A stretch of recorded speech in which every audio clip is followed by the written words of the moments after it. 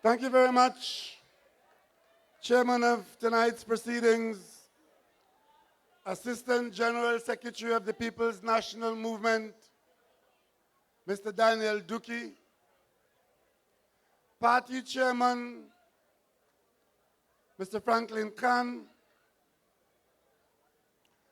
my former parliamentary and cabinet colleague, the outgoing Member of Parliament for BREA, Mr. Fitzgerald Jeffrey, my former parliamentary and cabinet colleague, the outgoing Member of Parliament for Point Fortin, Mrs. Paula Gopi Schoon,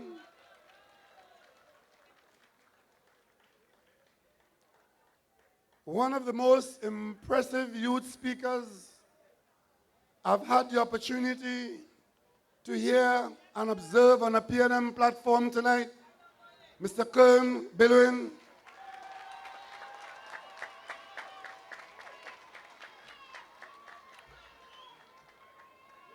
And the lady of the night, the next Member of Parliament for BREA, Ms. Nicole Olivier.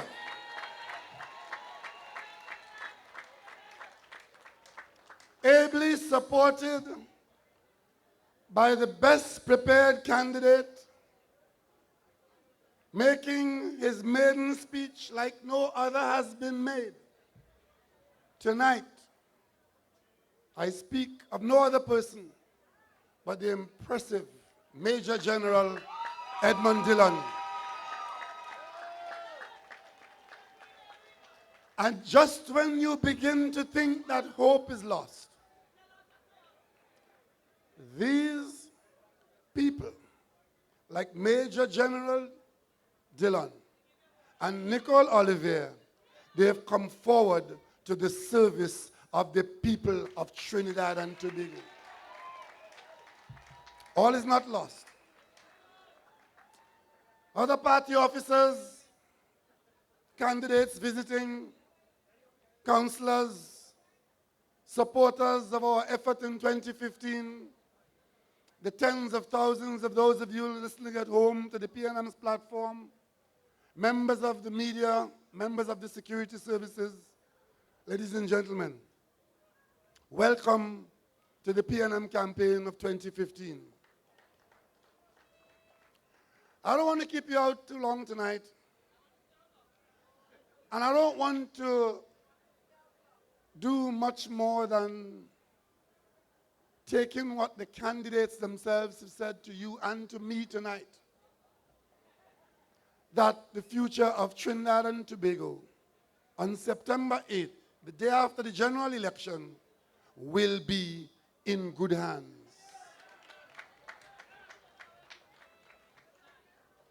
But I want to spend a couple minutes tonight talking to the people of BREA and surroundings. Because you see, before we came here this evening, I had the opportunity for a few hours to walk in BREA and visit people in this community, in their homes, in the streets.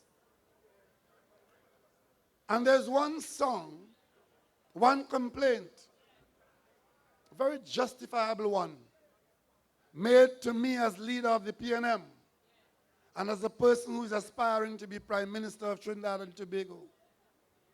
The good and gentle people of BREA have said to me all evening, our country has forgotten us.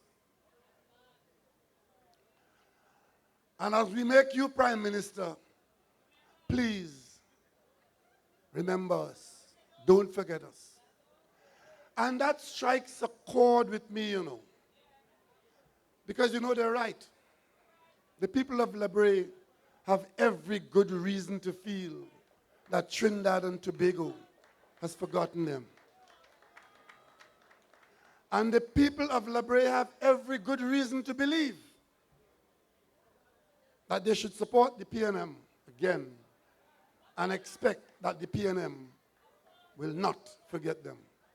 BREA, tonight, I give you the assurance that the next government of Trinidad and Tobago will make sure that those complaints are attended to. Because you see, it is not that we as a people in this country do not know that the poverty levels in BREA are among the highest in the country. And that BREA is a special problem requiring special solutions. It is not that we didn't know that there are people in BREA who are looking to the government of Trinidad and Tobago to intervene on your behalf, to do something to bring you either close to or up to where the rest of the country is. We know that.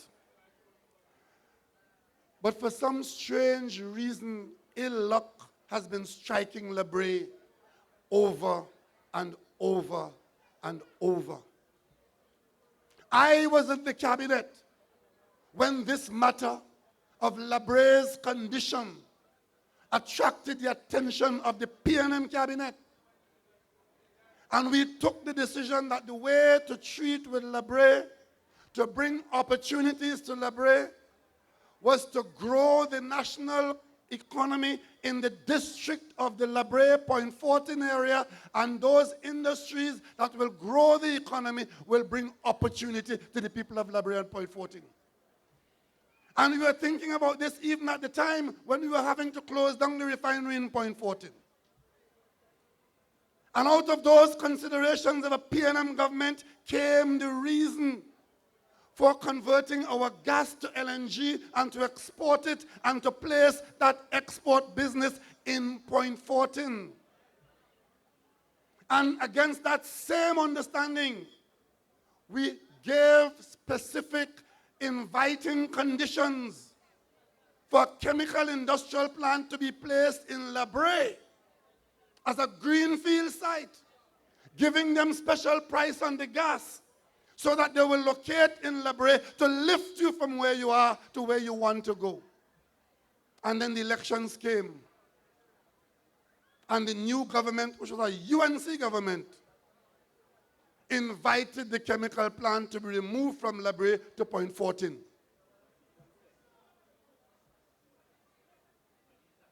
To Point Lisa, sorry. So the conditions that we gave for them to come to Trinidad and Tobago and to be located here, to lift your environment, to create opportunities for you, they allowed them to move from Greenfield BREA to industrially develop Point 14, carrying with them the same conditions.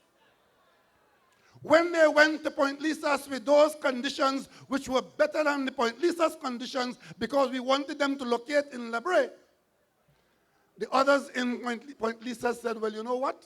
If they could come here on those conditions, we want those conditions too. And you got shafted a second time. So you lost the plant, and you had to pay or lose income up there, because by the plant going up there, they changed the conditions up there for you. And then, of course, we said, you know, we, the people of Trinidad and Tobago, we have what it takes here to build offshore platforms and not buy and import everyone from Texas. And a P&M cabinet of which I was a part. We said we'll build those in an industrial estate in this area. We created Labidco. Remember Labidco? And just as Labidco was completed and the industrial estate was ready, elections and P&M went out of office. And what did the UNC do? The UNC spent 5 years making sure that Labidco never saw the light of day. It was when the P&M came back into office 5 years later that we operationalized the Labidco industrial estate. And today, we are building platforms at Labidco, and that estate is pretty much full. And of course, we wanted to grow the economy. It was the P&M, against all kinds of objections from know-it-alls and those who have no faith in our country and in themselves, who said we could not have a steel industry in this country because we don't have any iron ore. And the PNM created a steel industry in this country. And today, out of Point Lisas, we are exporting steel and we are exporting direct iron, reduced iron. But there were those who said it couldn't be done. When we started about to export methanol, they were saying that it could be done. Today, there are many methanol plants in Trinidad and Tobago, and at one time, we were the largest exporter of methanol in the world from Point Lisas. When I was a boy, we used to buy bags of fertilizers from imported plants. Today, we are an exporter of fertilizer. And that is why all of those things coming under PNM initiative, but LabRe missed out. So when we decided once again to expand our industrial base, we said we want a piece of the world's growing aluminium industry. And we tried to locate it here in LabRe. Again, I don't know what they have against LabRe, but once again, they intervened and they shut down LabRe's opportunity for industrialization. And I will tell you one thing.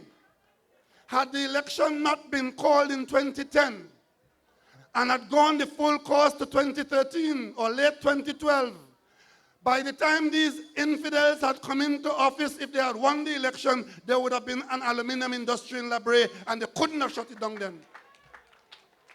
But as fate would have it, the election was called midterm and the plant was being built. Everything was underway.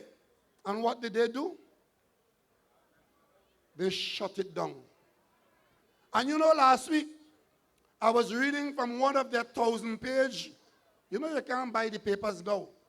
Half of the newspaper is government advertisement. And a half of the other half is UNC advertisement. I don't normally read it, but when I saw aluminium in one of the texts, it caught my attention. So I wanted to know what they were saying about aluminium. And guess what? It was in a section of their brochure, their brainwashing document, trying to tell you that the PNM has always failed in its manifesto promises. A whole page of garbage. And in that garbage, these bold-faced wrecking crew people have the gall to list among the things that the PNM failed to do as a manifesto promise is to create an aluminum industry in Trinidad and Tobago. They came into office and met an aluminum industry being constructed at Union in LabRe. They shut it down. They close it down. And then they write in a document in the newspaper and telling people, believing that you're stupid, that the PNM's symbol of failure was failure to build an aluminum industry in Trinidad and Tobago. You know, when they announced in 2010 that they were going to shut down the aluminum industry, okay, they are the government of Trinidad and Tobago. We have to abide by what they do. They have the authority to do it. But some questions were asked by the opposition. How have you effected that shutting down? What are the consequences for the financial and legal obligations with the government of China? What is it costing us? They have never answered those questions. So even as I speak to you today as opposition leader after 5 years, there is no information in or out of the parliament about the shutdown of that plant. So don't be surprised if after the 7th of September, the new government has to announce to you that you have serious legal and financial liabilities which attached to that shutting down of that plant. Because I know for a fact that long after they were boasting about how they shut it down, there were staff being paid in the very said company that was supposed to have been shut down. Our Prime Minister went to China, which was the country that was funding that operation through an export bank loan. I asked the Prime Minister when she came back from China, what was the outcome of any discussions concerning the shutting down of the aluminum plant at Union? She never answered. Never answered. Of course, she wants us to believe that she shut down a $300 million US plant here on that Chinese loan, with the Chinese government sitting quietly and looking on. And she went to China and wine and dine, and that never came up in the discussions. She wants us to believe that.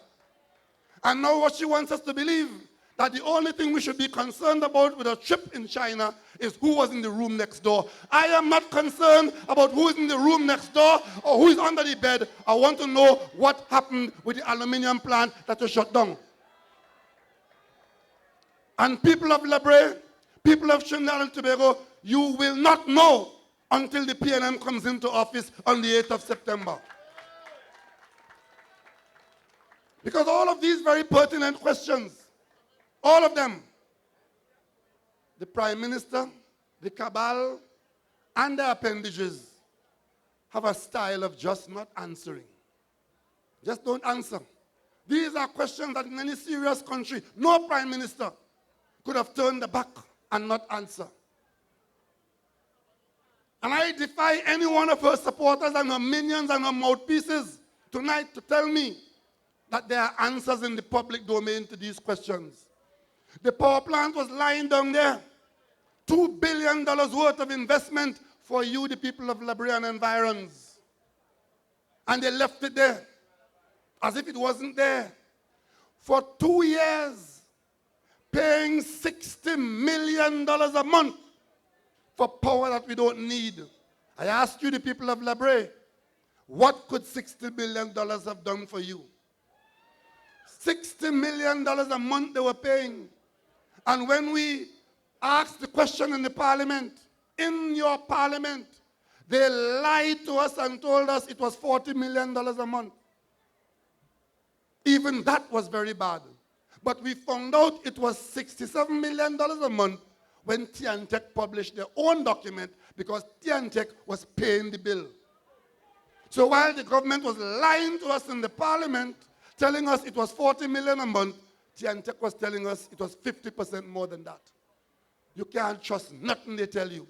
And you again will never know the truth until the PNM comes into office on the 8th of September. So we are an exporter of methanol, exporter of urea, exporter of steel. And we want to expand our economy. They killed off the aluminum industry. They killed that off. But there are other opportunities available to us, BREA. There are other opportunities. And those opportunities will only come to you under PNM government. For the last 5 years, we have spent our time monitoring the government and reporting to you. And I can tell you the report card is horrible. And you all know that. But we've done other things too. We've organized our party. We've prepared our public policy documents. And we have selected our candidates. And now is the hour when you, the people, looking at all of that, it falls to you to choose who will govern Trinidad and Tobago from the 7th of September onward. And you know, having done that, you look around and we try to find out where can we expand our economy. Because if we don't expand our economy to create the opportunities that you hanker after, we can only end up being depressed and believing that there is no hope. But we are the PNM. It was the PNM that said we could sell steel. It was the PNM that said we could sell methanol. It was the PNM that said we could sell urea. It is the PNM that is now saying in BREA that we could sell plywood. The United States, our neighbor and our major trading partner, uses millions of tons of plywood every year. What do we have in Trinidad and Tobago that could allow us to target that industry? We don't have the wood, but we have the electricity and we have the hydrocarbon adhesives. And we have CARICOM neighbors that have plenty wood. And the same way, We import iron ore into Trinidad and Tobago and built a steel industry. We and our CARICOM neighbors of Guyana and Suriname, using Trinidad and Tobago's adhesives and electricity, we can create in Trinidad and Tobago a plywood industry for export. And I've spent the last 2 years looking at that and talking to people, and I can tell you tonight, having raised these in the correct quarters, there are investors around the world who would look to us to invest in Trinidad and Tobago. And I'm saying here in BREA tonight that one of the first things the next government will do will ask the relevant ministry to pursue that possibility. And such an industry will be located right here in BREA, at Union. You have one of the best ports in the country because one of the assets of this area is the Deepwater Harbor in Brighton. We're going to make that a port to bring in the product. We will manufacture the product here for export, and it will go out and join our other exports. And once you have an industry like that, other industries will follow. And BREA, you will begin to join the rest of the country in enjoying the quality of life that we enjoy elsewhere. That's how it's done. That's how it's done. And to the extent that there are other industries, we will ensure that the Southwest Peninsula, which we identify in our overall national plan as the area for further industrialization, that it comes to you here. And the spite and the vindictiveness that you have experienced under other governments will come to an end. And the young people of BREA can look forward to jobs, good jobs, in industries of which we can all be proud. When I talk about spite and vindictiveness and incompetence, let me show you what I'm talking about. I have served in many capacities in the government of Trinidad and Tobago. And I was Minister of Housing from 2003 to 2007.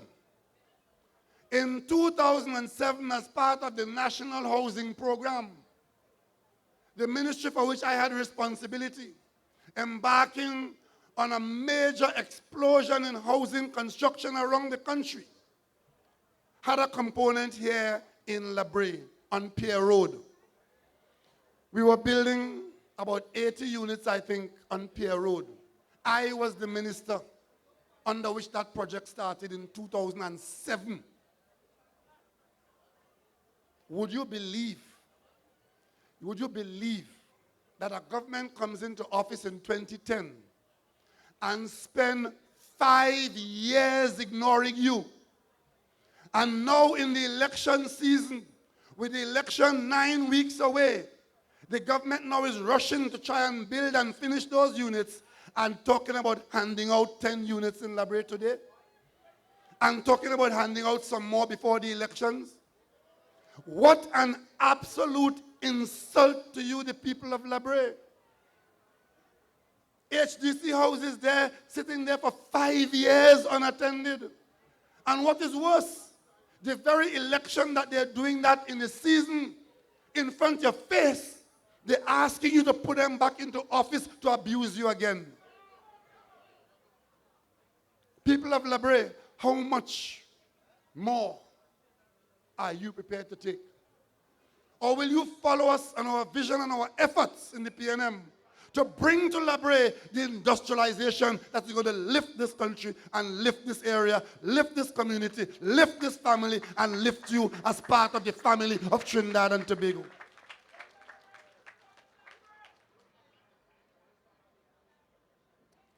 I want to give you another assurance. You see that Bellevue estate in the back there? It's Petro-Trin land. There are 1 or 2 small issues with it, but it holds the key to the development and expansion of BREA.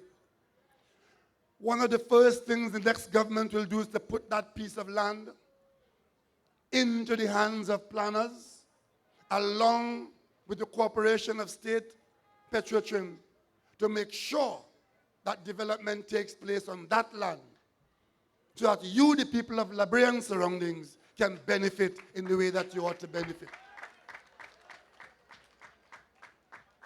I walked the district this evening, and many people lament to me that there isn't a banking service in this part of the country. And it reminded me of a movie, The Ten Commandments. You know, when the Egyptian slaves were allowed to be freed after the plague, and Moses took them out into the desert, and it appeared as though there was no hope and they were lost and they will die in the desert. And one man walked up to Moses and said, "Is it because there are no graves in Egypt why you have brought us here to die? Is it because they don't expect the people of La Brea to have money why you have no banking service?" But from this platform tonight, I tell you, you, the people of La Brea, you own a bank. You own a bank. And if you don't have a banking service in this part of the country, and you are being ignored and neglected in a way, at least one bank in this country, the one that you own, must come in and take up that responsibility. And I don't want to say that the PLM government will instruct FCB, but we'll talk to FCB on your behalf. La Brea, a change is going to come. La Brea's time is now. You've endured enough. You've been hurt enough for supporting the PNM, and you will hurt no more. No more.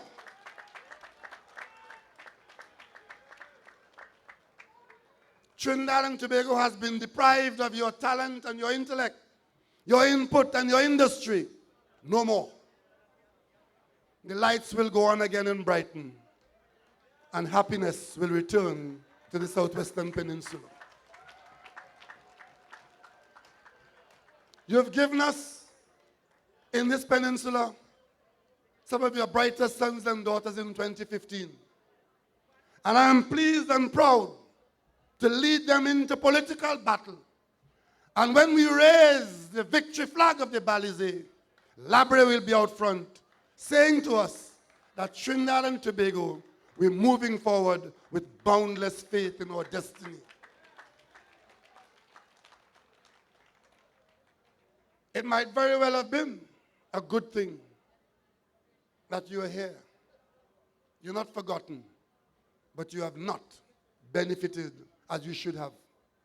I came down here to observe your pain during that oil spill.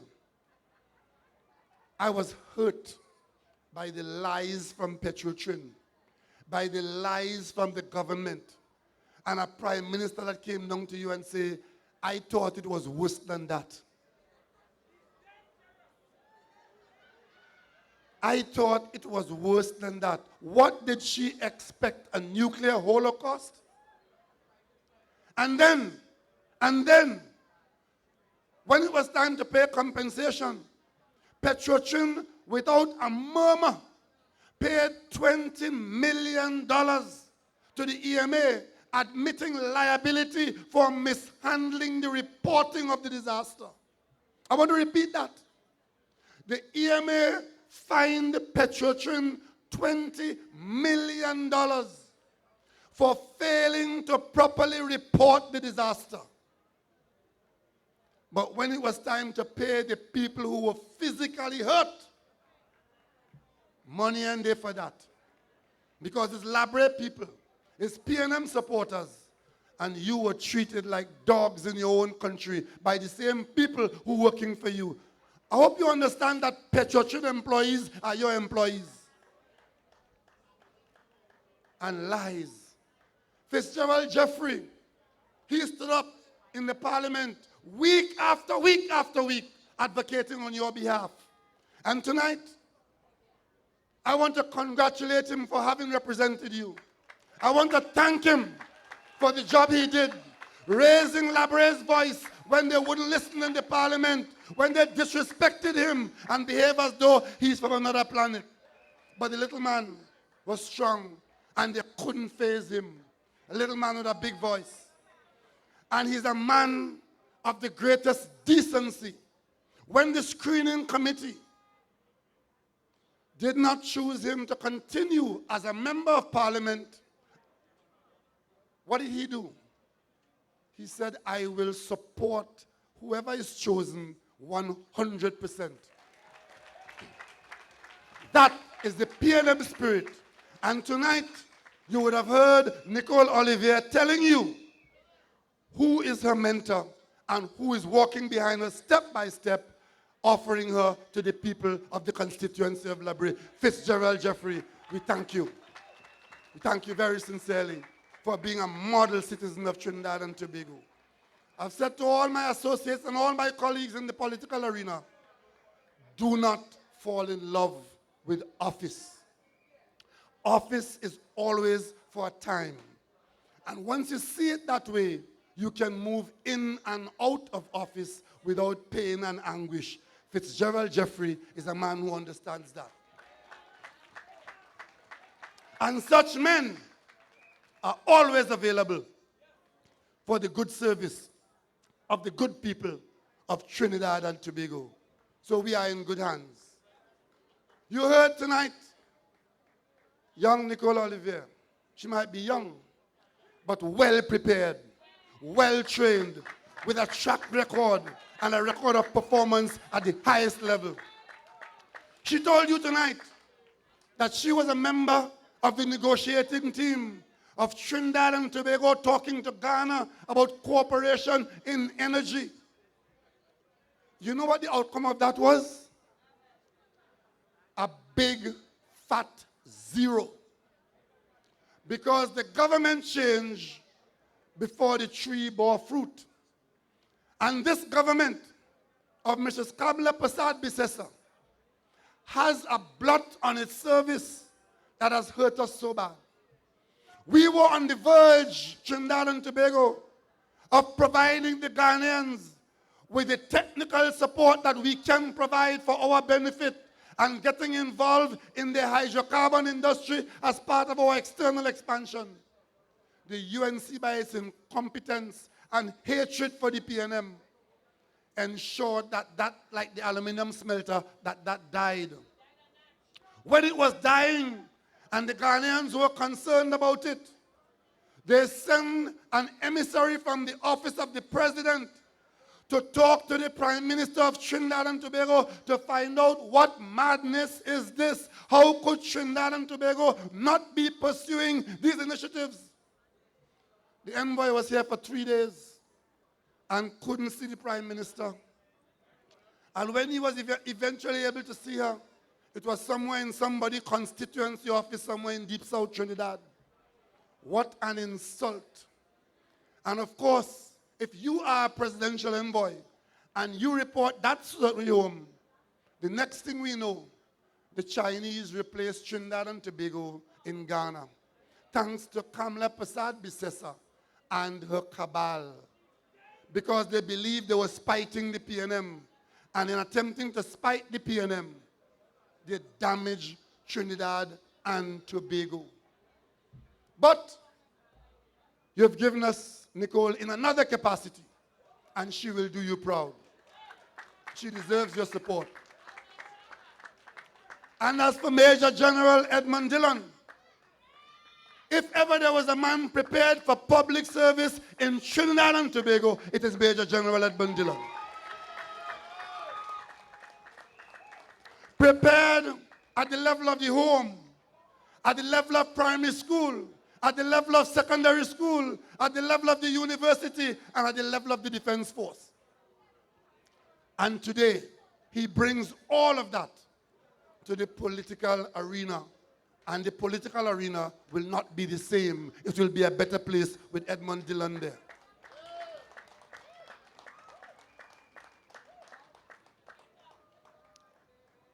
We, the people of Trinidad and Tobago, we are not a basket case, but we are mishandling our affairs. And if we rectify our attitude, rectify our lawlessness, and be each other's keeper, and live up to the full potential of this bountiful land which God has given us, we can become the envy of the region and the world. All that is missing is commitment and good leadership.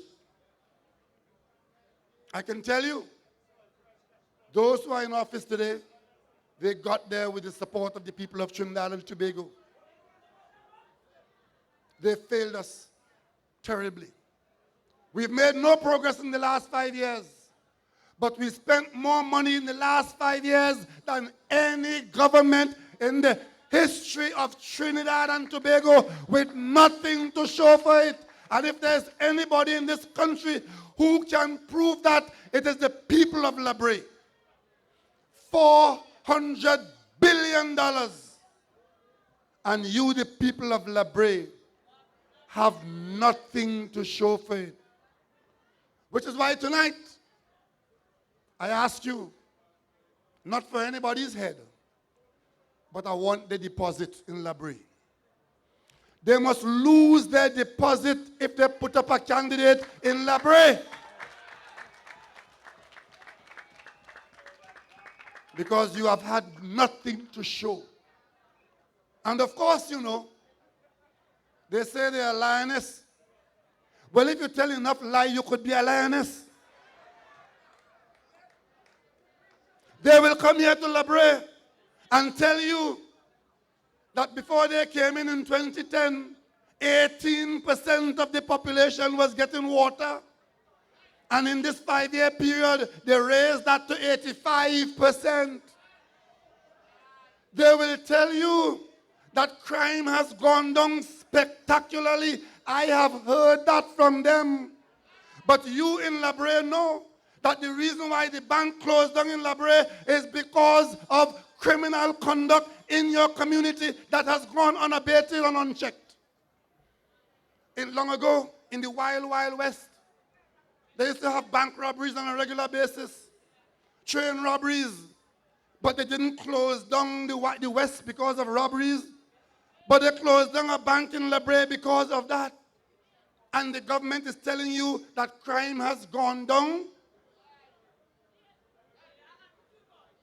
Gone down when people who should be solving crime, dibbling and dabbling in something resemble grass of some kind.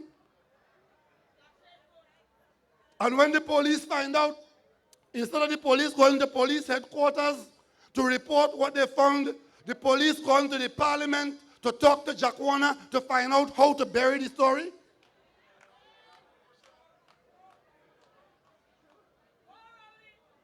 Understand something. All of this might sound like fun and games. It is deadly serious. This country has some serious issues. Right now, the government is doing all kinds of things involving serious expenditure, largely in corrupt practice. And we are experiencing a collapse in the oil price and the revenue status. After 5 years with record spending, the government has not come up with one single revenue initiative. Not even one. But $60 billion a year, every budget bigger than the one before.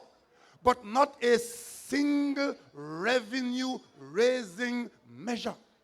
Now, ladies and gentlemen, boys and girls, if you do that with your own pocket money, how long will you last before you broke? It's the same principle. Expenditure and revenue, they have to be a relation between them. Right now, the only thing the Prime Minister is not prepared to give away is the throne of the angel Gabriel for the election.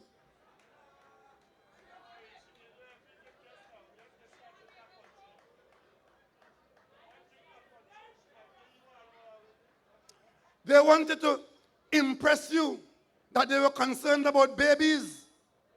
So they're going to give milk to mothers who made babies. And then they budgeted for this milk, and they budgeted $120 million. And all that was required was $20 million. And of course, the $100 million was to go somewhere else. That happened in the parliament in the last quarter before the parliament dissolved. True story. But you know, when the mark bus that they were thieving money from dying children in the Children Life Fund, they want you to believe it is something shocking and unknown to them. It's the same principle with the baby milk in the parliament. They budgeted to give milk to every baby, all 18,500, knowing full well that only 4,000 will qualify. It's the same thing with the money for the mothers. They make out vouchers as if mothers were getting money to go with the babies abroad. And then they stole the money from the least of our citizens. Those infants who were struggling for their lives, good God, have they no conscience? And then the Prime Minister is pretending that she is upset about it and somebody should be punished because she puts part of her salary in there. I want to say to the Prime Minister tonight, stop taking the people of Trinidad and Tobago for fools. That money that they have been stealing from, the vast majority of that fund is taxpayers' money. Understand that very clearly. So far, the Minister of Health and the Prime Minister has been giving you the impression it was their money from their salaries. The bulk of the money in that Child Life Fund is taxpayers' money that they've been stealing from children who look to the rest of humanity for hope. Their very life depended on your intervention. And even then, your kleptocratic conduct could not be controlled. Yeah?